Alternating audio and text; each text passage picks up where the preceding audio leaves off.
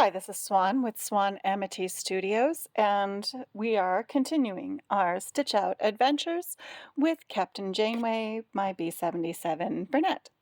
So take a look at what we're producing today. We are on stitch number 9, and we're using a variegated thread today. This time the stitch number 9 starts from the right-hand side and stitches out pretty smoothly. When I'm using a variegated thread like this one, and let's go ahead and break thread and see what that looks like. I always use a solid thread in the bottom. So you can see the variegation in this is pretty subtle. We have kind of a darker zone and a lighter zone in the thread. There's actually 3 colors in here, but on the yellow it's a little harder to see all 3 colors. When I'm working with something like that, I put something similar but solid in the bottom. So my bobbin thread, even if it were to poke through in a subtle spot on my top, would not look out of place if there were a tiny pop through. Now in this case, I don't see any tension problems, looking really good, and we're ready to make some notations. We have that this is stitch number 9, that it begins from the left-hand side. Oh, it doesn't this time. We got really used to doing things on the left-hand side. This one is not on the left-hand side. It is on the right-hand side that it starts. So it's starting from way over here on the foot, all the way to the far right of the stitching space. This is the default. We're going to make a little note. Default stitch, size, length, and width. And I really like that. That looks nice. A little more space in between it than the very similar stitch number 3 on the B-77.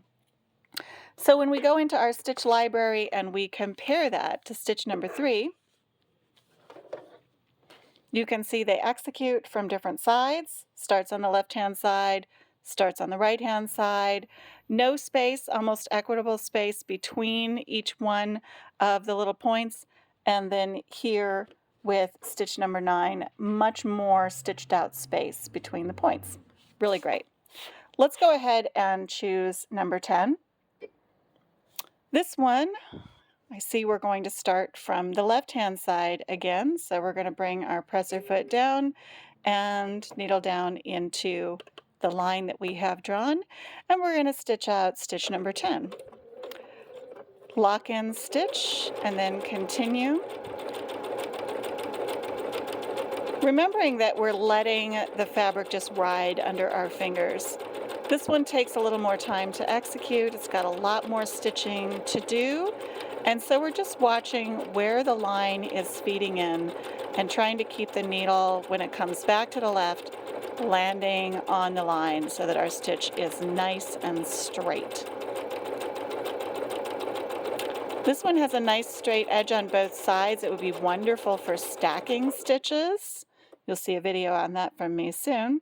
And let's go ahead and cut that and take a look at what we got from that one. Now you can see our variegation shows up a little bit more here. We see a little bit stronger difference between the dark and the light. I really like how that turned out. And flipping to the other side, we can see that pretty stable, a little bit of a pinching on the fabric, little pulling, not dramatic. I think we could use that for a lot of different things, especially if you wanted to add a little decoration to the edge of your jeans or on the hem of anything. Now that would also be really fun along the binding of a quilt edge. So let's go ahead and say that that was number 10.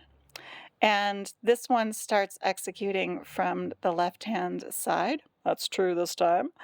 And let's say that this is the default for length and width. I really like how that worked out. I would definitely use that. And with variegated thread, I feel like it has a little bit more interest to it. Really fun. Let's try 11. And we'll finish out this video with something really different from what we've been doing. This one looks like it's going to start executing from the center right down the middle. So I'm going to position my foot so it's right on the middle. So the line is going right into the center of the foot. Let's go ahead and needle down and stitch this one out and see what we get. This time I'm watching my line go right into the center of the foot. And that's all I'm trying to do is guide my fabric right up the center.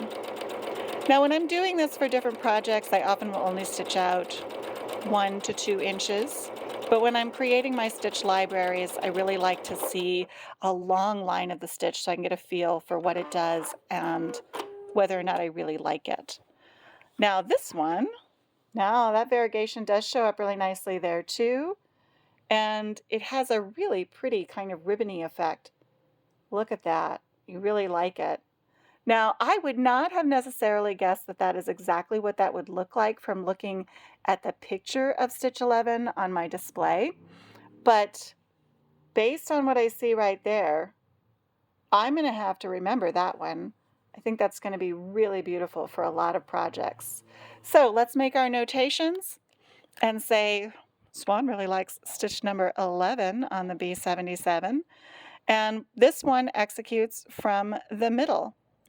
Eventually, I just start using R and L and M to give myself reminders of where things are beginning and ending. So that is the default stitch. Number 11 starts right from the middle, runs all the way down the middle, and is gorgeous. Thank you for joining me for stitches 9 through 11 on the B-77 Bernette. We'll be back again to show you 12 through 14. Happy stitching!